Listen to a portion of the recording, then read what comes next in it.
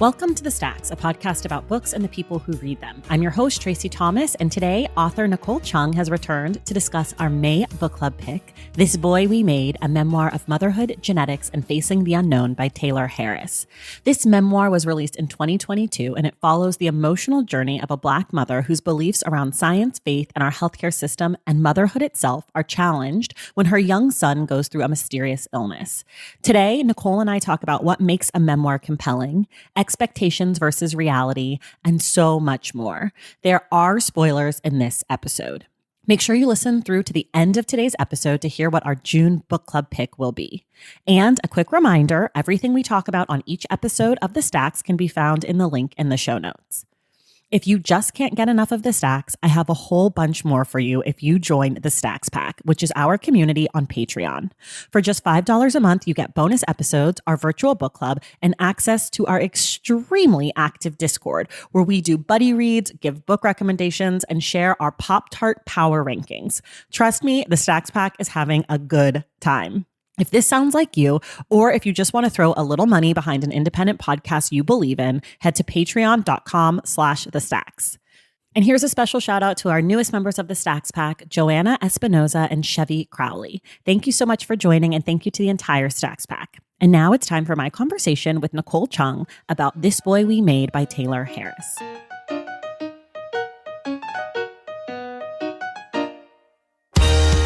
All right, everybody, we are back. It is the Stacks Book Club Day. I am joined again by friend of the podcast, incredible author, Nicole Chung. Nicole, welcome back. Thank you, Tracy. And we're going to talk today about This Boy We Made, a memoir of motherhood, genetics, and facing the unknown by Taylor Harris. So I'm so bad at remembering to do this, but I've been really good this year so far. Let me tell you all what the book is about before Nicole and I start talking.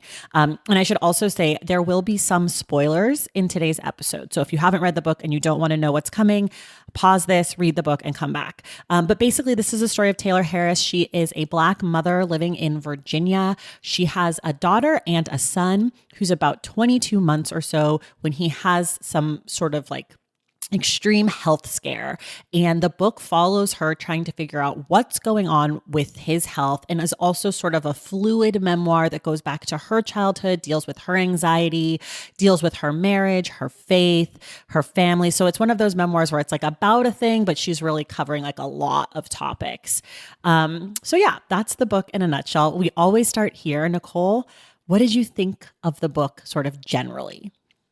I should say that right off the bat that I'm not exactly impartial. I've been a fan of Taylor Harris's for a long time.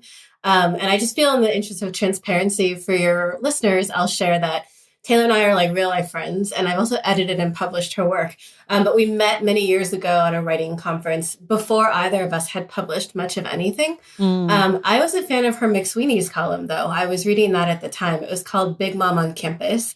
And it was about her experience, like living in the UVA dorms with her husband when he was a professor there, like moving back to her alma mater with young children. And I had young children myself at that point, around a little older than hers, but around the same age. So I was just really drawn in by like this very voicey, funny column written really at the intersection of like race and parenting in ways I wasn't seeing in a lot of other mainstream parenting columns. Anyway, all that to say, I've known and really loved Taylor's work for a long time. And I really loved this book. And not just because I edited some columns that like eventually were adapted into part of the book, but I think what I love the most about her writing is just like the heart and the humor and the way you'll think you know where a sentence or a story is going, and then she'll drop in something that's really so surprising. Sometimes funny, sometimes not funny, but like it's the fact that I've been reading her for so long and I'm still continually surprised by where she goes. I really appreciate that. So yeah, I mean, I really do like this book. And I knew when you picked it out of the list I sent you, I was like, oh man, like I cannot be impartial about this book, but I hope people still listen to my opinions. Yeah, no, totally. I mean, when you sent it over, I said back, I was like, as long as she's okay if there's criticism, and you were like, yeah, I'm fine. So, and I have a little criticism of this book, but I'm going to start here. Overall, I liked this book. Like I enjoyed my time with it. I read it pretty quickly. there are things in this book that I did not care for, which we'll get to. But overall, I really liked it. And I think my favorite thing about the book was the beginning. I thought she drew the audience in to what was going on and like her frame of mind trying to figure out what was going on. It felt like a thriller. I think the first note I took was like, this is so suspenseful. This is a thriller. And I was so interested to see where it was going to go, if she could keep that up, when we were going to find out what was going on, if it was going to shift at all. And I think it definitely shifts more into like a traditional memoir about maybe a third of the way in, maybe 25% in. And I don't know if I could have sustained that level of like stress panic as a young parent. You know, I'm a parent to 3.5-year-olds. So I'm sitting there being like, this is my nightmare. This is my nightmare. This is my nightmare. And I don't know if I could have done that fully. But I think where the book lost me a little bit was a lot of the faith elements around religion. I didn't feel like they were interrogated enough for me to understand her relationship to religion, and also the importance for her of the kind of like head-to-headness of faith and science. And she gets to it a little bit throughout, but that part was really challenging for me. And I think that kind of took me out of the story. So I think that's generally my like overall overarching opinion. I want to ask you a few questions about memoir before we really dig into the book, because you're a memoirist whose work that I love. And I've heard memoirists talk about memory work. What does that mean? What does that look like? Obviously, you can probably only speak to your own experience, but you've edited many people who write personal stuff. So I'm curious if you have insight on that. I think so. I mean, I'll say too that just I wanted to real quickly, if I could, address something you said about the like thriller-esque feeling and the way you're kind of dropped into the medical mystery part of the book. I did find that like opening really effective too. And I'll say, as someone whose first book followed, I mean, it's such a different topic for your readers who don't know, like it's about like my search for my birth family. But like, so as someone who's written a kind of memoir as mystery almost, and then also had the structure change, you know, kind of based on what I found. And like, I think All You Can Ever Know also becomes a more traditional memoir about halfway through. I hadn't really thought about that similarity till you mentioned, but it's something I really enjoy in the form. And I'll also say I like when it shifts to something that is more traditional memoir. And by that, I don't mean dull. I mean something more interrogative, something that's more internal, and yet like hopefully has something reaching out to readers, because it is hard, I think, to sustain that. Like it keeps you turning pages for a while, that thriller mystery aspect. But at some point, like I read memoir, like I read that genre to get for memoir. Exactly. So I don't know, I just appreciated what you said about that. But yeah, your question about memoir and memory work, it's so different for everybody. Like I'm sure every memoir writer has their own approach to it. And I'll say mine changed a lot between book 1 and book 2.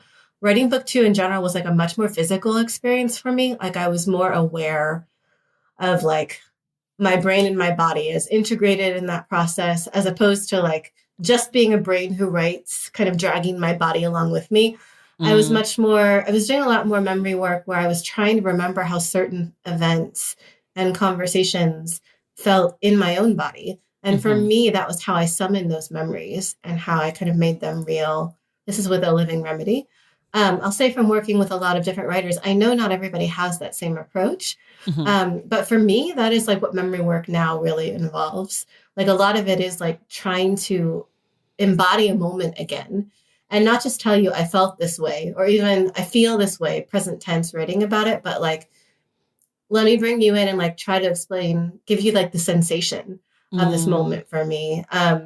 So I don't know. And then in terms of like process, I think a lot of writers have different approaches, but like you can look at photos, of course. If your sources are like living and you have a good relationship, you can talk with them. I really enjoyed like checking my memory, like against my mother's when I was working on different parts of both books. So some of it too, I think, is reported, and we maybe don't talk about that enough. But you're not always doing that memory work alone. You know, you're trying to get other perspectives. And even with the Living Remedy, by the time I finished it, my parents weren't here. I mean, I was checking things with my husband, with my sister, with friends who kind of lived through that with me. And that was like really important too. So I think one thing to remember is you may feel like you're alone writing a memoir, and at times it's very solitary work, but you know, you're not necessarily as alone as you think. And there's people that you can, if they're willing and if you're willing, like they can be part of that process. Yeah. So something that just I'm thinking about as you're saying that, like having other people being part of the process is in this book, in This Boy We Made, I think a lot about likability for authors because I think that it gets thrown around in a way that's really like dismissive, especially of women authors, especially of authors of color. Like I really hate it and it happens all the time. But a thing that I was thinking as I was reading this book was like, gosh, I really like Taylor. I really like Taylor. Like she seems like someone I like. However, as I'm reading the book, I'm also having these things where I'm like, this isn't like you're annoying me. Like I don't like this part of you, or I don't like this. And it was really interesting to think about how much I liked her, but also how much she was pissing me off a little bit, like choices that she would make or the ways she would describe things. And I wonder if like this desire to like something or to agree with something in memoir is different than like in a fictional piece where we feel like we want to like the main character. Because a lot of memoirs I read, I don't like the person at all. I'm like, okay, I'm interested in your story, but like Educated. I don't like Tara Westover. I'm not interested in her as a person. But I didn't like that book either. But I read the story because I wanted the story. And in this case, I think I kept reading because I liked Taylor and I was rooting for her. So I'm wondering what you think about like likability in memoir. Oh, that is such a loaded question. It is. When you started talking about this, I was like, oh man, like I don't even know what likability means in literature. And I think it's especially tough with memoir because I think people forget too, you're never getting the whole person. You're obviously never getting the whole person when it comes to other characters in the book. Right. Like a memoir writer, and we've talked about this, they can only give you as fair as they try to be, as like thoughtful and nuanced and compassionate as we try to be, we can only really give you how we knew a person. Mm-hmm. If someone else were to write about like my mother, it would be a completely different book than my second book, right? So, I mean, I think about that, but I think about too, just like when you're rendering yourself on the page, like the narrator, the I in memoir, the great challenge is that you're trying to do it in a way. And I don't think I think about likability so much. Maybe I should think about it more. I don't know if that's the right word, but yeah. Yeah, but you're trying to render the I, if not in a likable way, at least in a way that is so honest and real that the reader kind of stands in with you. Like you're asking them to join you in this, like, they almost go through it with you, right? Right. They're like almost taking your perspective, that I perspective on your life. I don't think you necessarily have to be likable for a reader to want to follow you through a story, right? Like you're saying you read Educated and kept with it despite not really liking the narrator that much. I think sometimes though it's really difficult if there's a difference between not liking a narrator and not feeling they're being real with you. And like maybe that's the key. You can not like the narrator, the author, character that they've constructed. Recognizing, I think it's important to recognize no one is the I character they create in a memoir. Right. Like, I mean, I tried to be as honest as I could be. And of course I am different and just not entirely, right? Like you can't fully render yourself either. But I trust readers generally. I think they know if I'm not being real with them. And like part of my job is to give them the respect of recognizing they need something real to hold on to. And it starts with the narrator. It starts with the author. I think that's ultimately the most important thing. Do you think that memoirists need to be reliable narrators? I'm just thinking about like a lot of the phrases we throw around with fiction, like likable characters or like relatable or unreliable narrator. And I'm just thinking about like in memoir, will we go with someone if we think that they're full of shit or they're lying to us a little bit? Personally, as a reader, I can't really do that. And it doesn't bother me at all with fiction. I love it in fiction. Right. I love a good unreliable narrator. Yes. I think it's a lot harder for me in memoir, and why it seems sort of obvious, but it's because I'm trusting them to tell me a true story. Recognizing, of course, it's one perspective. It's like their truth. It's not the whole truth, but I'm still expecting a truth. Yeah. And if I feel like I'm, just kind of being strung along, or they're not being real, or they're just not letting me close enough. Not that I need to know everything about them. That's not like my right as a reader. But again, I think you can tell as a reader when an author is just not keeping it real with you. Yeah. And that makes it really hard to follow, especially for memoir. And I think I'm thinking about some of the unreliable narrators in memoir, like I like Prince Harry Spare.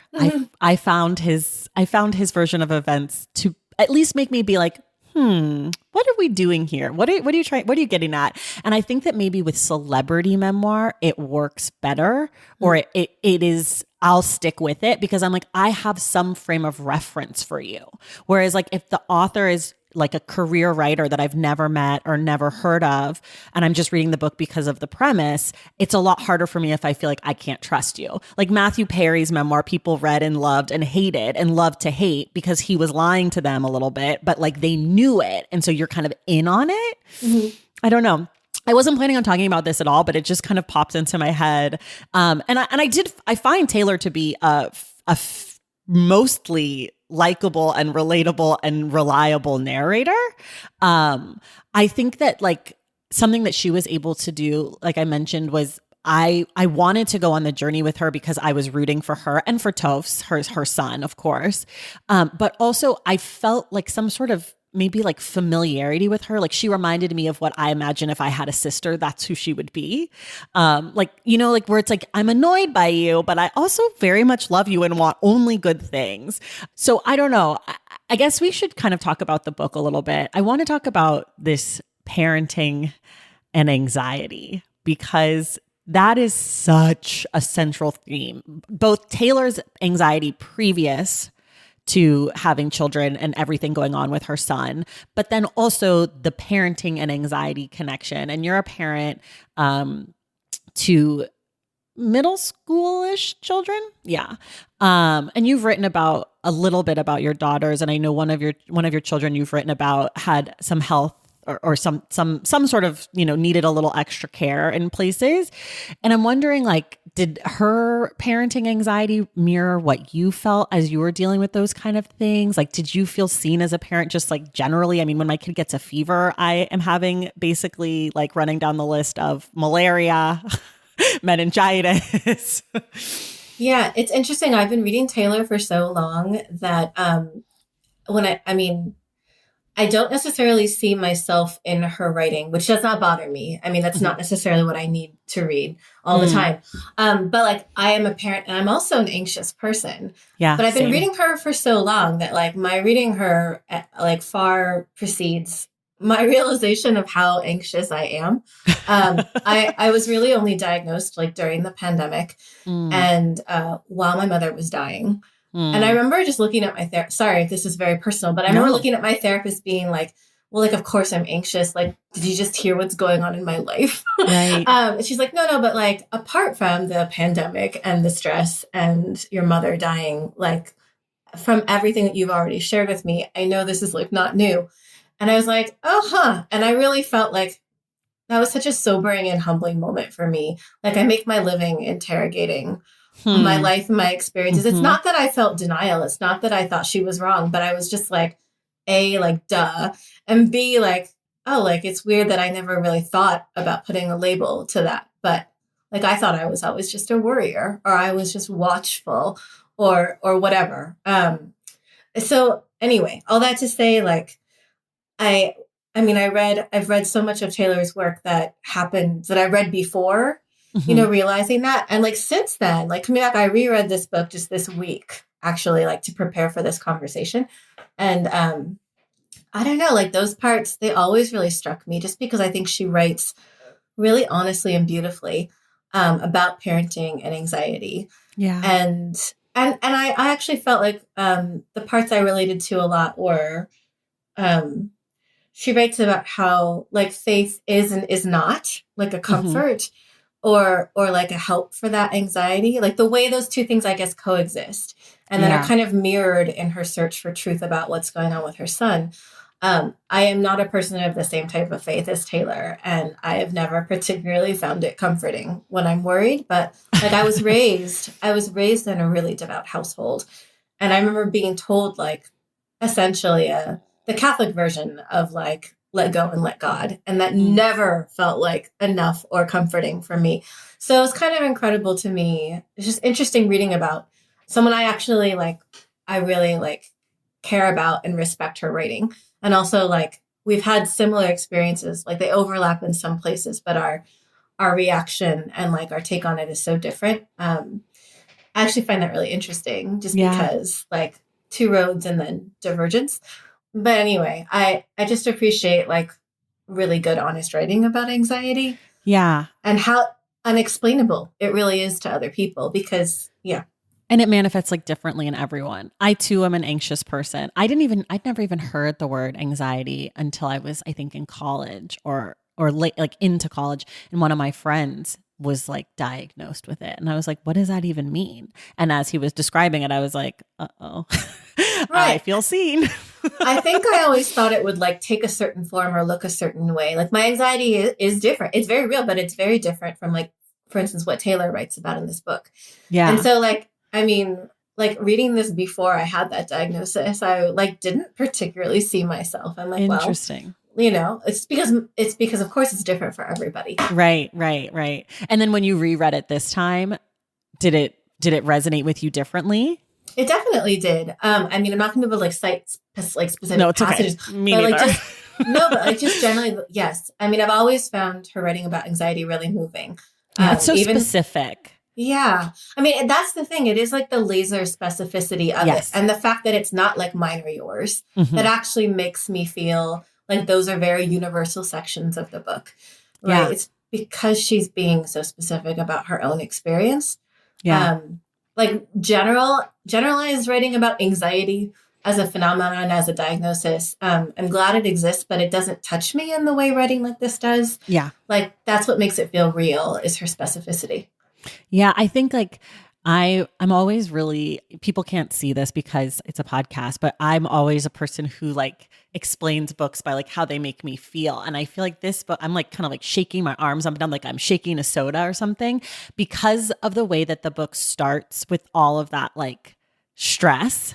And then it kind of goes into her anxiety. When I think about this book, I have that feeling of like, I need to take a deep breath. And I feel like that's really like a huge compliment to her that she was able to capture that in her writing, because I think so many people who write about anxiety write about it in a way that feels detached from what it feels like. And I feel like she was able to write about it in a way that maybe it's not the way that mine manifests or yours or anyone else's, but it gave a feeling to me. Like I could feel her.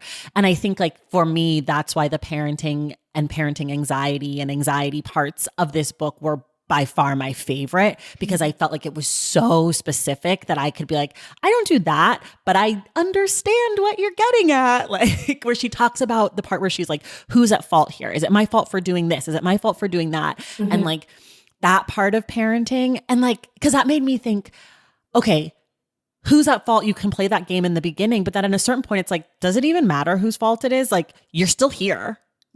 Like you're here now. Right. And like, I don't know. I just feel like the way that she was able to write about the anxiety and the parenting opened up so much for me and like let me in. I felt like I was really let in. And it's interesting that you compare that to the faith part, because for me, the faith part felt much more closed off. Like I maybe because that's personal in a different way. And I wasn't raised Christian, and you know, I wasn't really raised religious, but my family's Jewish. So culturally there were, you know, things, and I guess anxiety and Judaism sort of go together. I feel like from what I've learned. But I feel like with the faith stuff for me, she talks about how the faith was sort of like, could be calming for her in the anxiety, but I didn't feel that reading her story. Like, and I don't know what it was about the faith stuff for me exactly. And I have talked to people in the Stacks Pack, like in our virtual book club stuff, like online. And a lot of people were thrown off by the faith stuff. And, you know, my first instinct was like, maybe because it's not in the subtitle and it's such a big part of the book, it's sort of like a surprise and an unexpected one that maybe like it should be in there. But I think for me, as I've thought about it more and more, where I struggled with the faith stuff was this assumption that the reader would know what she was talking about in a way that she doesn't do with a lot of the other parts of the book. She really walks us through the medical stuff. She walks us through those appointments with the teachers and the IEPs. She walks us through her anxiety. But with the Christianity, she's like, yeah, I'm very Christian, so we did a 40-day fast. And I'm like, okay, can I have more, please? Like, I just think for me, as the more I interrogate the faith stuff, I wish she had interrogated that part more, because it seems so central to who she is and how she makes decisions and how she navigates faith. Towards the end, there's a line where she's like, I was fasting about what to do for her BRCA diagnosis. And she said, I was fasting, and a lot of people would think that fasting for a medical thing would put science and faith at odds. But for me, like, it brought them together. And in that moment, I was like, oh, this is really helpful. I wish there had been more of that. So I don't know. That was a lot about the faith stuff, but I'm curious, like, as someone who was raised Christian, but differently, like, did the faith stuff work for you? Did it feel connected to everything else? It's interesting. I think it's one of those things where I'm trying to picture, of course, I'm not impartial, but thinking about when I run into things in other books where it's not my experience or it's not all in the text. And I feel like I just didn't necessarily walk away understanding all of it. I tend to roll with that as a reader pretty well. It's just me. I think I'm very conscious of all the different types of experiences other people have that I don't, including different faith traditions. And that's not to say you're not. Just I don't know that I was looking for that. And I also I wondered, and I've never asked Taylor this, but I'm not sure. I know from her other writing and just from knowing her as a person how important her faith is to her. So for me, that was not a surprise. I'm also used to I feel like you could almost make that criticism about, there's this chapter in A Living Remedy. I'm sorry to talk about my own book, but I wrote about my parents' faith and their church community, and I was kind of uncomfortable when I realized I had to do that. Mm-hmm. I felt it was really necessary to the story, but it's not my tradition. I didn't know what readers would need to understand. I was I can't explain this whole religion in this book. And also I'm not the person who should be doing that. I don't know, all that to say, I think it bothers me less because I'm used to living with a religion that I don't understand. Perhaps more used to it than most people. But it's also, I think, because I know and have edited other works of Taylor's that kind of go into it a bit more. Right. It's just so hard in a memoir. Even if, and I don't know because I haven't asked her, I don't know if she wanted to include more or less of the faith stuff. And so getting the balance was a challenge. I know there were so many things that I wanted to put in book 1 or book 2 that kind of just didn't fit. Mm-hmm. And I have been left wondering, does that mean readers will be lost with this part or this part just because I couldn't figure out a way to either explain or make everything fit. Yeah. So all this to say, I think I'm just aware of the tension in the project and how it's very hard to know and to figure out what the right balance is when you're writing about something that's kind of fraught in the way faith is, that not everybody will be familiar with. But every time I kind of encountered something like that in Taylor's book, I think I was okay, I don't quite understand this. And then I decided to be fine with it. I don't know if that, obviously that doesn't work for everybody. And that's okay. It didn't work for you. But that was sort of how I read it. I didn't expect to understand all those things, just because my faith tradition is so different. Yeah. I mean, I personally really like to read about people's faith experiences. I one of my favorite books so far this year, or one of my favorite memoirs, aside from yours actually, is Hijab Butch Blues by Lamia H, which is all about their experience being a queer, non-binary Muslim person and immigrant and all of these things. And the book is framed through religion. And so for me, I don't know. I think it's not necessarily the religious aspects of it. I think it's I think I just wanted her to dig into that part of herself a little more in the way that she's able to dig into the anxiety or even some of the race stuff in the book that she digs into. Mm-hmm. And so I think it left me, I think that's why because the way the book is structured where it's so flowy and you're here in one moment and you're there in another moment, which I liked for the most part. And it worked for me, except for when we would flow from one thing into faith and back out. And I would be like, wait, why? Like it was like, I can't even explain it. It's just like a little bit like where you like tap the brakes before you brake, where you're just like a little jarring. You're like, wait, what's happening? It didn't totally take me out of the book, but it was a thing that every time it came up, I was like, oh, we're here again. Like, where is this going kind of thing? Like with Toph's baptism, like that recurring theme that kept coming up. I was like, okay, where is this going? Like, why do we keep hearing about this? Like, what does this mean? And I just never felt like I fully got it in the ways that like, I felt very clear about her thoughts and feelings and emotions when we talked about the schools and like all of her education experiences with like Toph's schools. We have to take a quick break and we'll be right back. Valentine's Day is upon us and I've got love on the brain. Love for books. Duh, of course. Hello. Did you forget what podcast you're listening to? I love bringing you all great reads, exclusive author interviews, and behind the scenes book gossip. But I can only do that with your support over on Patreon and Substack.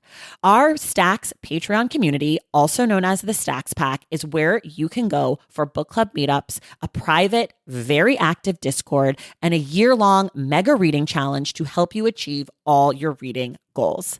Plus, you also get that monthly bonus episode. Now, over on the Substack, you can subscribe to my newsletter, Unstacked, where I keep the book conversations going. I also give you a healthy dose of sports and pop culture, definitely some hot takes happening over there. And again, that bonus episode. If you don't have a few dollars to spare, don't worry. There are free options on the Substack and the Patreon to get you a little extra Stacks magic. Making this podcast is a total team effort, and by supporting my Patreon and my Substack, you allow me to support my amazing team that makes the show possible every single week. So if you or your friends are looking to meet other book lovers and support this indie podcast, come hang out with me on Patreon, Substack, or both. I would love to have you. And since we're talking about love, you can gift subscriptions to the Patreon and the Substack for that special reader in your life. For the Stacks Pack, head to patreon.com/thestacks. And for the newsletter, head to tracythomas.substack.com. And also, there are links to both in the show notes. Okay, see you in the Stacks. Okay, we're back. Okay, I want to talk about some of the medicine stuff because, again, your book deals with medicine, your second book, A Living Remedy, and the experience of like dealing with the healthcare system. I think I could have done with more of this stuff in this story. Like, I thought this part was really well done. The way that she, again, like the thrillery part in the beginning, like the doctor who's like, you know what, don't leave. Actually, come back. Let's do the blood work. And like the moment where it's like, this is a Black woman with a Black child and a Black doctor. And this doctor decides like not to send her home, and how huge that moment was versus like as things unfold. And Taylor's very complimentary of, I think, all of her doctors and all of the medical care, if I'm remembering correct. I don't think she has like, I think she has a hard time finding answers, right? But does she have like bad experiences? I can't remember like specific instances from the book. I mean, there might have at some point been like a hurried person. Yeah. But no, most overall, it's mostly like pretty good care. Right. I don't know. I don't have really like a question about it, but I'm curious like what you sort of felt about the way like medicine is covered throughout this book. I really liked those parts a lot. And I also recognize, as somebody who's written about the healthcare system, but does not consider myself by any means like an expert, I can understand, like, again, where it's sort of hard to figure out like the balance that works for you, the writer, first of all, and your family and their privacy. Right. And then also like what is going to be there for readers? What scaffolding, what details do they need? I think that tension in like how much to reveal and your concerns about privacy is something that like every memoirist has to think about a lot. And I'm sure she did. I really do like those sections. Again, that's where the mystery comes from. I feel like that's what keeps you turning pages in this book. And at the same time, like, and this is like where we get a little bit into spoiler territory, I was not bothered by the lack of like a neat, tidy answer, you know? Oh, whereas, I liked it. I really liked it. Well, whereas if like we were talking about just a medical thriller, like if a doctor were writing this about Tosa's case, you would Right. expect if they're bothering to write this down, they're going to tell us about this moment of realization. Like there will be a revelation, there will be an explanation. And like because it's memoir and because it's real life, like we don't get that. It does not bother me. And like you, I really liked that. I I think liked that's what makes this book compelling. Yes. But I bring that up because I think it goes to show it's hard because on one hand, it is a little bit medical thriller, Yeah. medical mystery. And on the other hand, it doesn't have the ending you would expect if that's why you're here. So I don't know. I really just appreciate how difficult that task was, especially for Yeah. somebody without a background like Yeah. in medicine. And I thought the way she wrote it, it's hard to write about the hardest thing in your life in a way Yeah. that is also for readers. That's And it's also entertainment. suspenseful. Yes. Yeah. Like it's like your families and your trauma. And it's also supposed to be entertaining for people. I mean, that's a hell of a thing. Yeah. But yeah, I also think that question and eventual like answer is what gives the book so much of its structure. Yeah. So yeah, I don't know. That it did work for me. I think it's just there was so much to excavate in this book between like healthcare and the medical mystery and as you mentioned, the education sections, which were really compelling and which I completely relate to as the Yeah. parent of an autistic child with an IEP. Right. And then the faith stuff, I think it might just be a thing too of like there's so much to excavate and also Yeah. explain to readers who are not necessarily familiar. But yeah, I thought the big question as like the driving question of this book, I thought that was quite effective. I agree. I thought it was. And I think like, I've read a few books. I've read many medical related memoirs, like not from the doctor's point of view. And I think a lot of the times when it's the parent writing about it, we know the ending, like the child dies, or we know that this is a parent dealing with a child with XYZ, and the memoir is presented in that way. It's like, okay, this is my memoir about when my child was diagnosed with lymphoma or whatever. I don't know. And in this case, we don't know where we're going. And even when we get there, it's like, okay, wait, what? Like, it's like so, and that's like the real life of it, which is what I appreciated is like, yeah, there's not really a good answer here. Like, we think we know, we think it's a seizure thing, actually, like, thanks for testing his blood all the time. But I guess the glucose thing, not so much. Like, that whole part of it also feels so like real life for anyone who's ever been sick or had illness. Even if you have a true diagnosis of like diabetes, it doesn't always manifest. Like, I think, did you read The People's Hospital by Ricardo Nuila? It's on my list, partly because we were on a panel together Yes. at the LA Times Book Fest. I really want to read it. It's and good. The conversation that like his parts of the panel were so excellent. So it's definitely on my TBR, but I haven't read it yet. Yeah, well, it's really good. I just finished it. And he talks about, I mean, he's a doctor, but he talks about one of his patients who has diabetes who comes in and this person is like had it for so long and it has like been so deteriorative that his medical handbook doesn't even have the symptoms because they don't take into account that like there are healthcare systems where people can't get healthcare and that something like diabetes could be left untreated for so long. And I guess my point in that is that even when you have something that is easily diagnosed or quickly diagnosed, there are symptoms and things that don't match. And in this case, it's like they've given her a diagnosis by the end, but it's like so unsatisfying. I'm assuming for her as it is for us, the reader, and for probably Tophs too, of like, sure, I have this, but like, what the fuck was all that other stuff, Mm-hmm. I think like I think it's true, but I also think it's effective that you think you're reading a book that might answer a specific question, Yeah, and then it doesn't.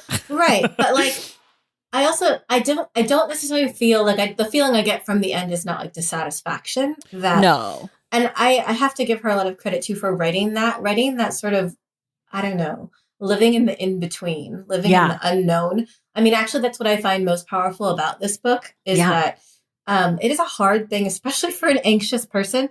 And especially for a parent with a sick kid, like it is so hard to just dwell in the unknown and know you may never know more. Yeah. Some of the moments I related to most in the book, apart from like the IEP stuff, I don't know, there was this moment. In general, our anxiety is different. And so like your first question about did I feel seen by that? like not necessarily, but I still related. But Yeah. there's this one part where I really did, and it's like, I forget how she describes it. She has like a beautiful, like lyrical style of writing, but like it was something like, it was the way she said, I think she was calling for her husband, Paul, but in this way, like it was the way she described her tone, like the tone that means like somebody, anybody, help. It's when So, Toph is in the bed with her. right. So, like, Yes. that reminded me of this moment, the first time I thought anything could be wrong with one of my kids. And, like, my husband informed me I had, like, a whole different facial expression that he'd never seen on my face before. And basically, it was just this sort of, like, someone needs to help us. Like, someone needs to help them and me. This is, like, too much. And it was like a look he'd never seen on my face before. He's seen it many times since. Right. You know, it's that my kid needs help. Who's going to help us? Who's going to help? It just like struck me like to the core. I don't know a parent who can't relate to that regardless of whether or not they're anxious. Right. I don't know a parent who hasn't had that feeling at some point or another. But this realization, you develop new tones of voice, you develop new facial expressions. There's like a whole new library of like things you worry about and ways you express that and try to get answers. And then like in this book, she does all that and she doesn't end up with like an answer like she thought she would get. And you realize, for me, like I realized the question that this book is really about is like who is her son? And like one of the more powerful points in the book for me is when she says she was driven by this need to like see him and understand him and know him, because they're your child. No one could love them more, but sometimes you do feel like you don't understand. And I also don't know any parent who can't relate to that feeling either, whether or not they have a disabled child. Yeah. Just like there being some part of your child that you want to be able to understand and reach and love that part too. But it's just out of reach. That is like so powerful to me and so relatable. And that to me is why the sort of ending where we don't have neat answers is okay, because I feel like in the end, she sees him, she understands him, and she loves him, and she realizes that's the most important thing. Yeah. I mean, I think that the ending is the exact right ending for this book. Like because it's her story, it's their story. And I think like as a reader and like as a piece of entertainment, right? Like as a book, I think it's also the right ending because it's true to the world that probably most people who are reading the book live in, right? People in America who have some relationship to the healthcare system, whether they have fantastic health coverage or none, that there is always this feeling of like, this is unsatisfying, even if you get the exact answer pinpointed.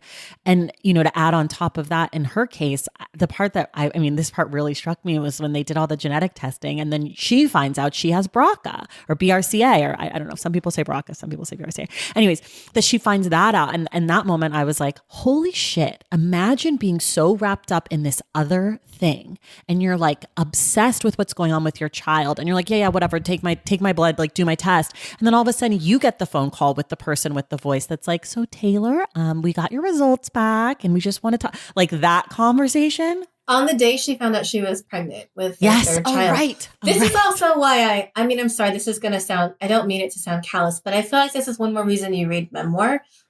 Because real life is so much weirder than fiction. Yes. If you were reading this in a novel, you'd be like, no fucking come way. On, lady. Like, this is too Give much me on a one week. day. This is like how, like I heard from my birth father the first time as I was going into labor with my older daughter. If this were like, I've said this before, but like, if this were a novel, you'd be like, I'm sorry, but that's too much. It's too on the nose. Yeah. But like, because it's life, you're like, holy shit. Exactly. Yeah. So, I actually really, that part of the book, it's such a hard thing too, to like go from writing about this one medical journey to like, then it's really her story. It becomes two. But it feels so right. Like, and in a way, like, because you are writing such intimate, like things about your child, to me, like from a craft standpoint, again, not to sound callous, I think that is one of the things that makes the book work, is the fact that it becomes a dual journey. They're on it together, separate journeys, but it's her story too. I think that's actually essential.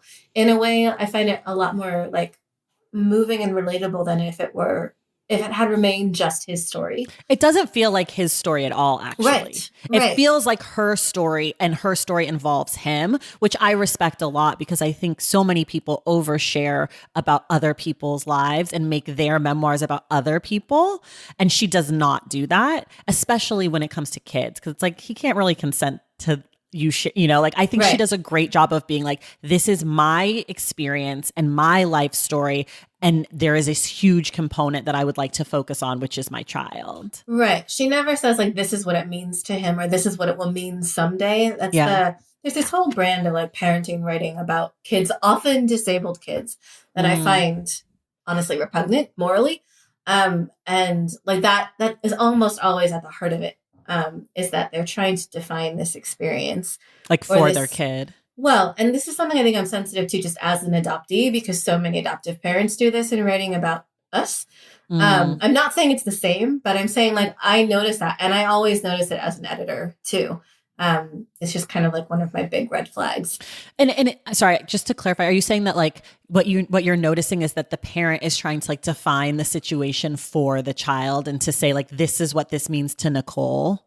Yeah, but I would say too, like, it's not necessarily a parent and child thing. I think like you see that most commonly. And there is this way that like disabled children are often kind of infantilized and like written about without their consent. And it's often parents and caregivers.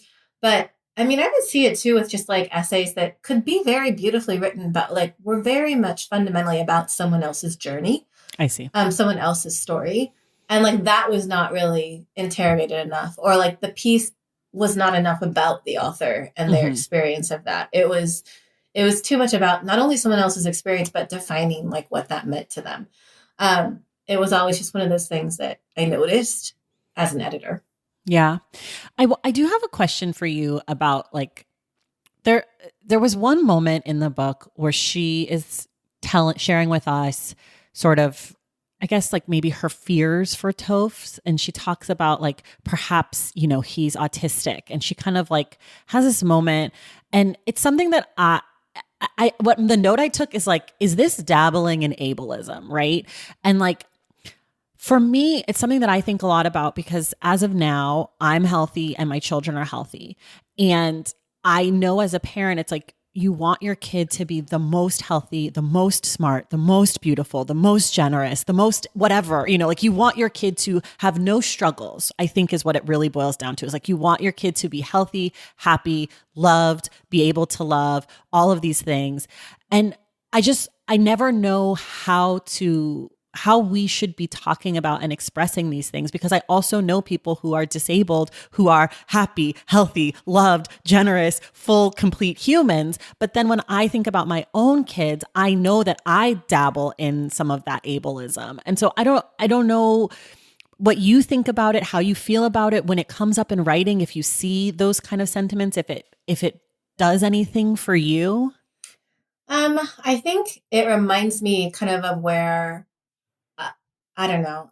It reminds me how prevalent ableism is, and how internalized it is, and how just like racism or misogyny, it's not enough to know that it exists. It takes active daily work to recognize and resist it. Right. And it's something I've like, we've all learned, so I'll include myself in this. And not to get too personal again, but like when you're the parent of a kid who has either specific like needs or challenges, or just like a medical mystery, like in Taylor's case, you're seeing a lot of doctors, and you're always encountering like this very medicalized system, of course, to try to get at the bottom of something. Speaking from personal experience, though, once you get a diagnosis of something like autism, which they don't get in this book. I mean, that's not the diagnosis, clearly. But once you get that, you sort of realize how the medical model that got you here to this place isn't necessarily going to help you that much in like moving forward, because like they'll rush to reassure you of things. Like I remember the doctor who diagnosed my daughter being like, she can still get married. Like she can still go to college. Like I was thinking about that with a 3-year-old, but they're so used to that being where people's minds go. Asks, yeah. I mean, for the record, like I have no idea really what her future is. I also don't know what the future of my non-autistic child is. Yeah. But like I don't know. I I have had, because of my own experience as a parent, like years in which to try to unlearn my own internalized ableism and challenge it when I see it. And also like recognize, like, I'm not going to know the passage that you're referring to. Like, I can't remember a specific part where she seems to be like, but I understand being scared of that diagnosis because I was scared right up until I got it. And then I understand that I have spent years working and like challenging myself and realizing that like my daughter is happy, loved, healthy, like a wonderful kid, and she's autistic. Right. And like learning what that means. I think it still hurts to encounter it in the world. We encounter ableism all the time. Like I've encountered it in the education system, like Taylor did. And I've encountered it from people I consider friends, and that's hard because you don't always want to be the one who's educating either. Right. But so much of it for me is about, I think, I don't want to say like radical acceptance because I'm shit at accepting things I can't change. But like I truly see and love and accept my child just as she is. And like, I don't know, I like wish I could make the world into a world where that would be the case with everybody she met. I can tell you when I worry about like the future and like what could happen to my kids, it's not because of anything about them. And in my younger world, it's because of the world they live in. And like I'm sure you can relate to this as a parent, like a Black parent. I also like think about it from a racial standpoint as well. Like there's so much you want to be able to do to remake the world for your kids before they get there. But like, I mean, there's a limit to what you can do individually. So I feel like I've drifted from your question, but no, I think you're still on there. When I read those sections of this book or other books, I just often, unless it's like wildly ableist and I can tell the person has not interrogated or like worked on that at all, like I think to the degree that it comes into this book, you see her struggle with it. Yeah, because that's how I feel too. Like you see it, like I see it. And I think like for me, I recognized it in myself, you know, like I'm not going to sit here and pretend like I'm this perfect enlightened person. And like, I recognize that. And I recognize it as this fear of, like I said before, of like not wanting your child to have struggles, even though of course we know our kids will struggle. It's but like, I want the least possible. Like I would love for you to be a child of a billionaire actually, and just have someone drive you around every day. I mean, who wouldn't want to put your kid on an express train if you can get them on an express train? Yeah, it's the easiest route. Yeah, like, absolutely. I think, you know, and I think it's important to recognize it's a natural like urge that you don't want your kids to struggle, and the life is life, and they were never gonna have a life without struggle. And so and that people who are disabled also have a life. I think that's the thing is like we're taught that if you're disabled, you are less than. And I think for me, my feelings about like wanting my kids to be the happiest, healthiest, smartest, whatever, is just like I want my kids to have the best possible life that they could possibly have because I'm their mom, period. And I think the ableism part of it is like that I associate being disabled with something that's less than because that's what I've been taught. And so I feel like when I see it in another parent or another person, I can see it. But when I think about it in myself, I can't see it because it is the water that we swim in, right? But like when she says it, I'm like, oh, that's that thing that, you know, we're not supposed to feel this way, right? Like it's like I think it's right that you notice and that it makes you a little uncomfortable. And I think she does that as well. You know, in the book. Sure. I think she does too. Yeah. I think it's, you know, it's important to realize. I don't know. Like I said, it's not like I'm some perfect enlightened parent either. I mean, I've learned a lot, I will say, from like disabled and especially autistic self-advocates. So I don't know, any wisdom that I have is pretty much like gleaned from other sources. Yeah. But I feel really glad that like when my kids have reached basically adolescence now, and like I'm not wrapped up in like their academic achievement, or like I don't think about, of course, like I want them to be happy, but I don't know. I had to get to a point when they were very young of like accepting that there's so much I don't control, and that like really what's most important to me. Like I think every parent has to face that, but when you are the parent of a disabled child, you face it kind of maybe quicker than some other people, and in a very different, very real way.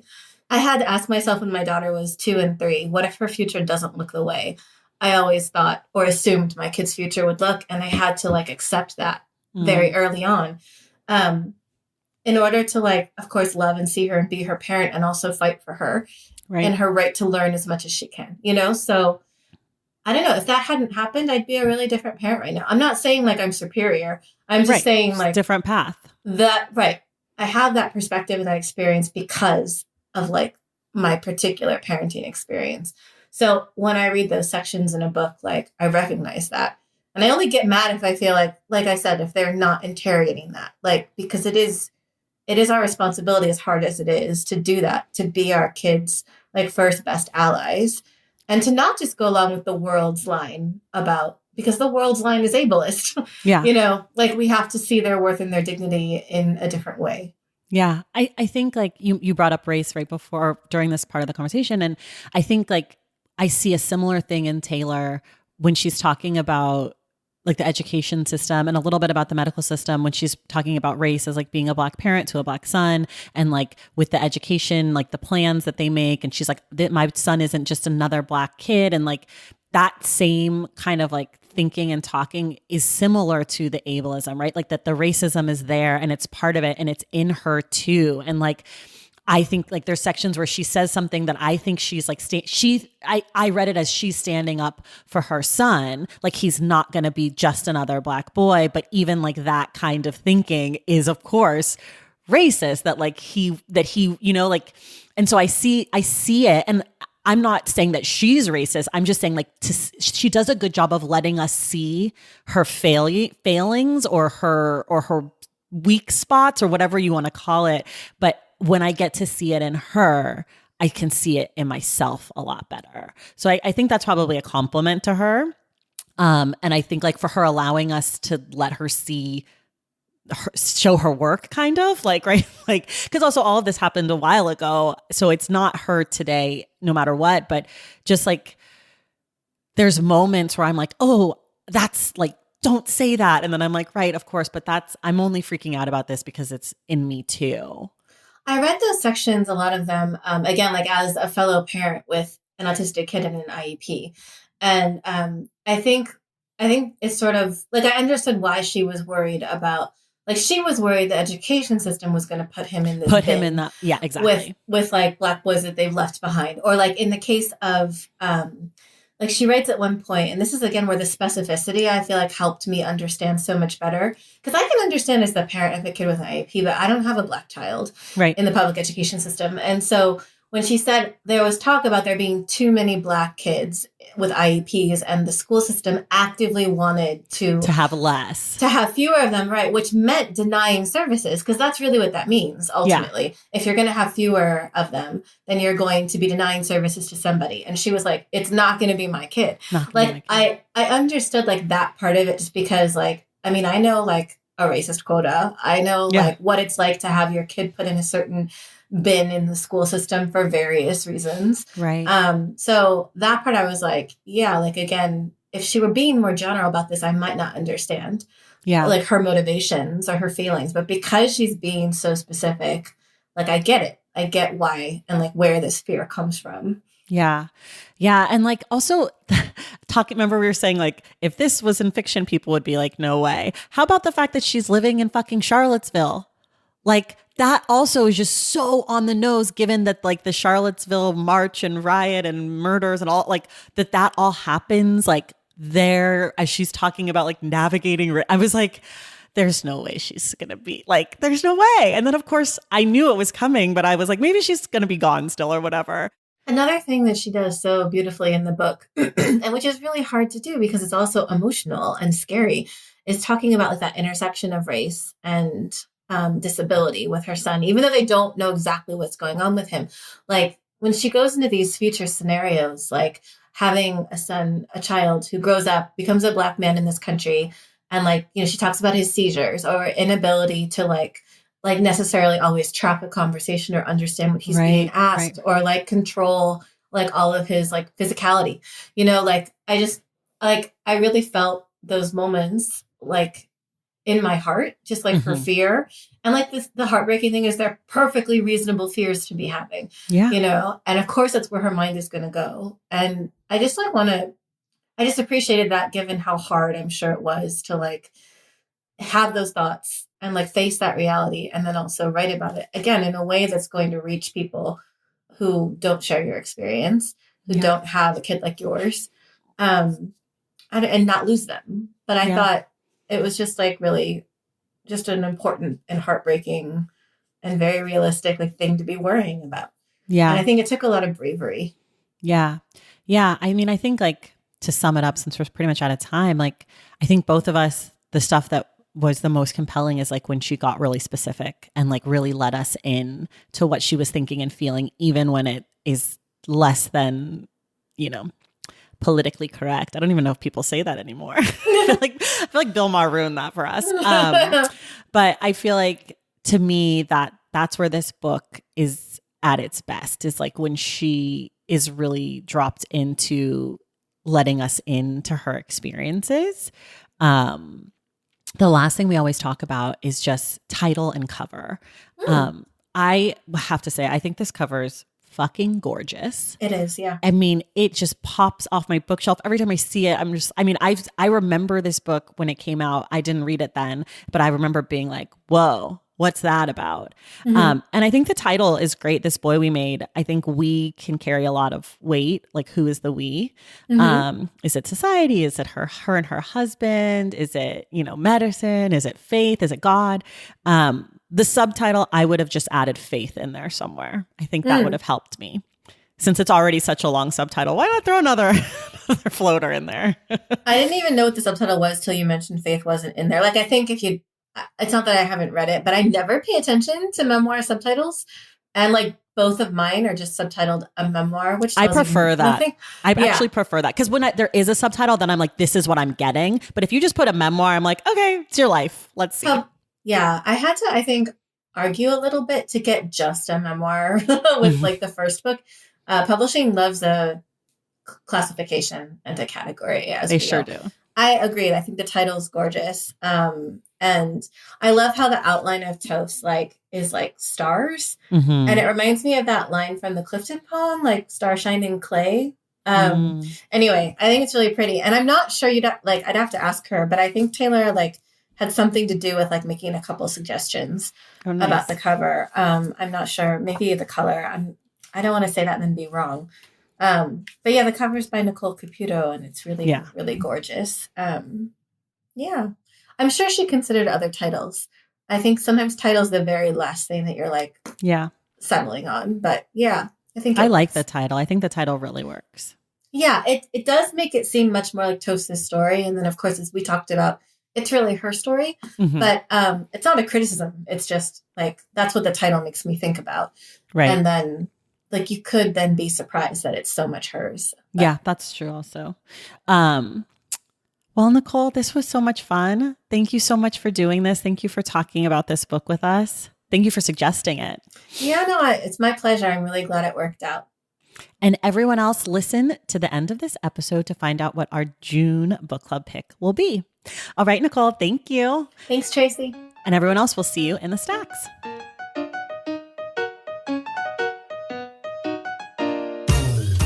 All right, y'all, that does it for us today. Thank you so much for listening. And thank you again to Nicole Chung for returning to the show. And a special thank you to Michael Tackins for helping to make this conversation possible. And now, exciting, our June book club announcement. We will be reading Oreo by Fran Ross. This book was released in 1974, and it's a satirical tale of a biracial Black and Jewish woman from Philadelphia. Listen next week to find out who our guest will be for our discussion on June 28th. If you love the show and want inside access to it, head to patreon.com/thestacks and join the Stacks Pack. Make sure you're subscribed to the Stacks wherever you listen to your podcasts. And if you're listening through Apple Podcasts, be sure to leave us a rating and a review. For more from the Stacks, follow us on social media at The Stacks Pod on Instagram and TikTok and at The Stacks Pod _ on Twitter. And check out our website, thestackspodcast.com. This episode of The Stacks was edited by Christian Duenas with production assistance from Lauren Tyree. Our graphic designer is Robin McCrite, and our theme music is from Tigirigis. The Stacks is created and produced by me, Tracy Thomas.